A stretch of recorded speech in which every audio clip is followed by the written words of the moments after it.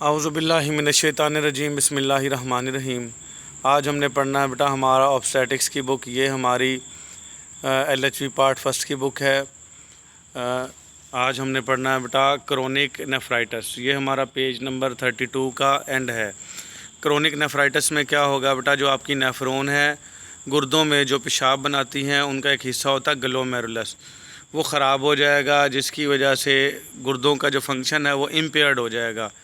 कुछ चीज़ें हैं जो निकालनी होती हैं वो गुर्दे नहीं निकाल पाएंगे, और कुछ चीज़ें ऐसी हैं जो नहीं निकालनी वो निकालते जाएंगे, तो फंक्शन ख़राब हो जाएगा। ये हमल के दौरान हो सकता है। इसको हम कहेंगे क्रोनिक नेफ्राइटिस। तो पढ़ते हैं बेटा, infection result in the destruction. Infection हो जाएगा क्योंकि तबाह हो जाएंगी। डिस्ट्रक्शन कहते हैं तबाह होना।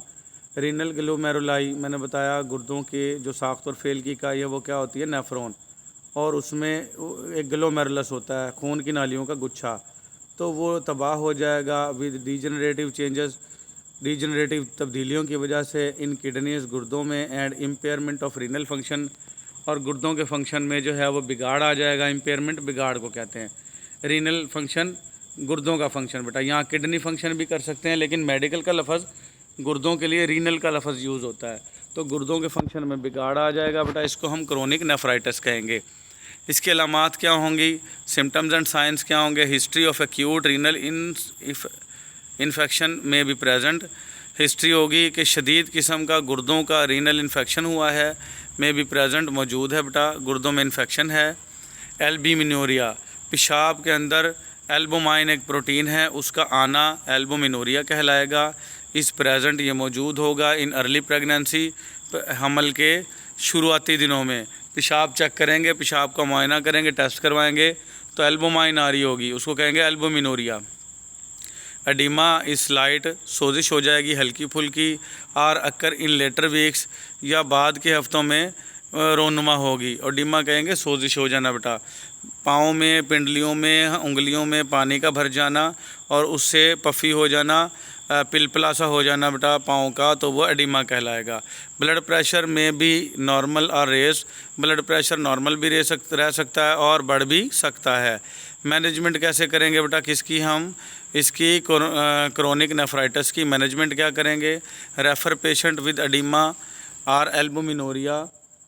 एडिमा यानी सोज हो मरीज़ को, या एल्बुमिनूरिया हो, उसके पेशाब में एल्बुमाइन प्रोटीन आ रही है, टू हॉस्पिटल, इसको हॉस्पिटल रेफ़र कर दो है फॉर एडमिशन, ताकि ये दाखिला ले, एंड इन्वेस्टिगेशन, और इसकी तहकीकात हों कि ये पेशाब में एल्बुमाइन क्यों आ रही है और ये सोजिश क्यों हो रही है इसके पैरों पे।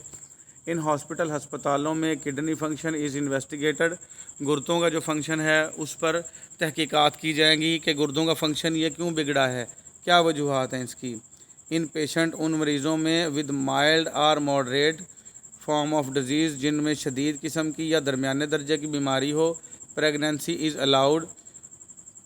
माइल्ड कहते हैं मामूली, मॉडरेट भी मामूली, दरमियाने दर्जे की, ठीक है। माइल्ड मामूली, मॉडरेट दरमियाने दर्जे की अगर बीमारी है, प्रेगनेंसी को हम अलाउ करेंगे, भाई चलो हमल जारी रहने दो, गिराओ ना।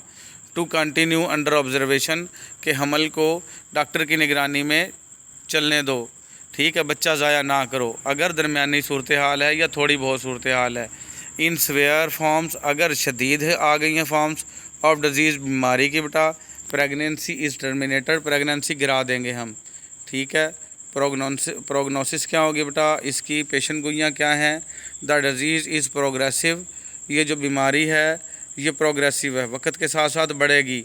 And the failure of kidney function, और गुर्दों का फंक्शन फेल हो सकता है, और इवेंचुअली प्रूव्स फैटल, और ये जानलेवा भी हो सकता है, गुर्दों का फंक्शन फेल हो जाना बेटा। If kidney function is impaired, अगर गुर्दों के फंक्शन में बिगाड़ है, फीटल लॉस इज़ हाई, बच्चा ज़ाया होने के चांसेस बहुत ज़्यादा हैं। ठीक हो गया बेटा, ये था हमारी बीमारी, कौन सी थी ये क्रोनिक नेफ्राइटिस।